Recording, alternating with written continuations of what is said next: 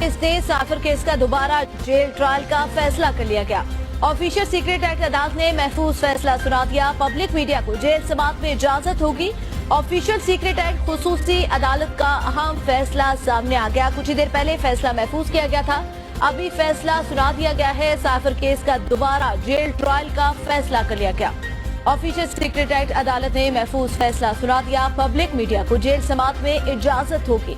Official secret act की खुसूसी अदालत ने रिमार्क्स दिए हैं कि पब्लिक मीडिया को जो है वो कार्रवाई देखने की इजाजत होगी। वो लम्हा बलम्हा आगाह कर सकते हैं। साइफर का ये केस है।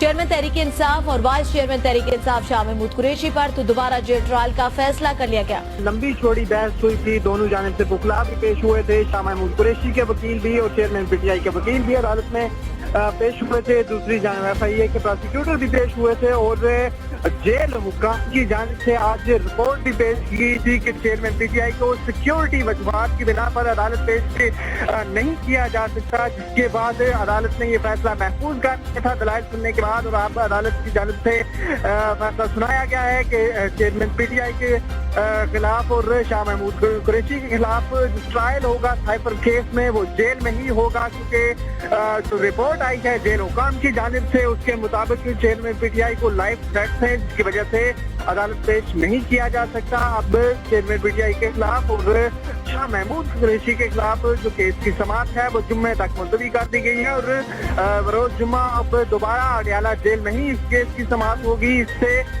कबल जो फैमिली मेंबरान हैं, पांच फैमिली मेंबरान मुल्ज़मान के, उन्हें जेल में समाअत सुनने की इजाजत थी। आज अदालत ने ये भी अपने फैसले में कहा है कि इससे केस का जो ट्रायल होगा वो ओपन कोर्ट होगा, लेकिन वो ट्रायल जेल में ही होगा। जी अच्छा जमशेद, ये बताएगा चेयरमैन तहरीक इंसाफ को तो अदालत में पेश इसलिए नहीं किया जा रहा कि बताया जा रहा है कि सिक्योरिटी रीजन है, लेकिन वाइस चेयरमैन जो है शाह महमूद कुरैशी, उनको क्यों जेल ट्रायल उनका किया जा रहा है, उनको क्यों अदालत पेश नहीं किया जा रहा?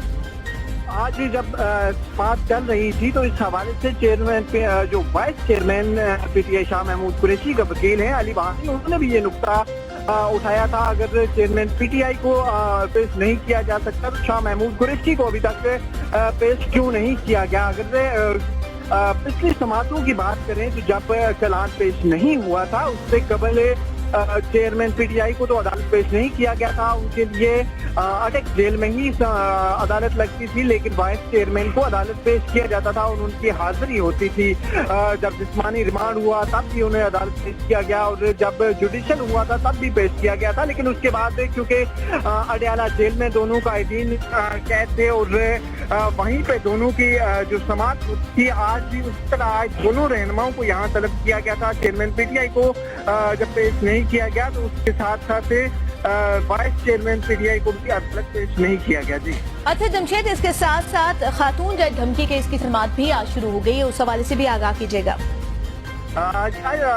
डिस्ट्रिक्ट एंड सेशन कोर्ट में खातून जज धमकी केस के हवाले से भी समाअत हुई। ये बुनियादी तौर पर जब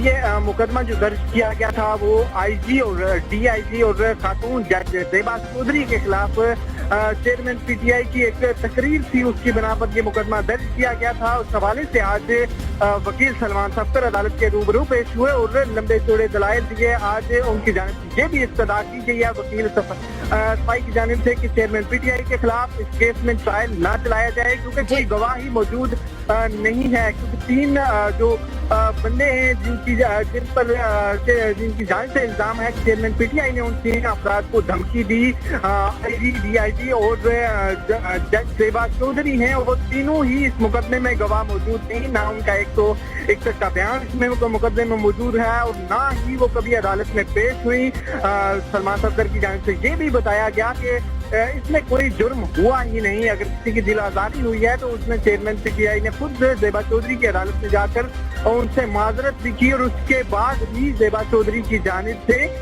इस मुकदमे में वो फरीक नहीं